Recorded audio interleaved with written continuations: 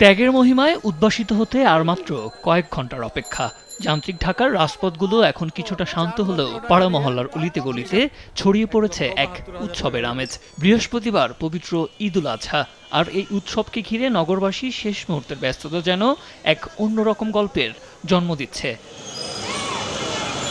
কোরবানির পশুর যত্ন আর রক্ষণাবেক্ষণের জন্য রাস্তার মোড়ে মোড়ে সাজানো খড়, ভুসি আর চাটাইয়ের স্তূপ। কোরবানির পশুকে ঘিরে নগরবাসীর আদর যত্নে কোনো কমতি নেই।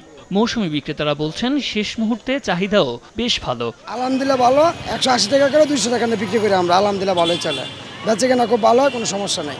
মোটামুটি আল্লাহর রহমতে খুবই ভালো। খড় 100 টাকা করে বিক্রি করছি, খড় মোটামুটি ভালো বিক্রি করা হচ্ছে। এগুলো হলো আপনার তেঁতুল গাছের কাঠ, ঠিক আছে, কিন্তু এবার গতবার আছে অনেক ভালো যাইতেছে। এগুলা বিক্রি করতেছি 400 থেকে 500 টাকা। ক্রেতারা বলছেন, ঈদের আগের এই সময়টাতেই কেনাকাটা শেষ করাটা সুবিধাজনক। হাতের কাছে প্রয়োজনীয় সরঞ্জাম পেয়ে স্বস্তি প্রকাশ করছেন তারা। আমরা অত্যন্ত আনন্দের সহিত কেনাকাটা করতেছি। আমাদের নিয়ম নীতি অনুযায়ী আলহামদুলিল্লাহ ঠিক আছে, মোটামুটি ভালো, বেশ ভালো। এখন পর্যন্ত কাশি গরু কিনলাম। সব ব্যস্ততা ছাপিয়ে এখন কেবলই খুশির অপেক্ষা। ত্যাগের এই উৎসবে প্রতিটি মানুষের মনেই প্রশান্তি নেমে আসুক, এই প্রত্যাশাই সবার।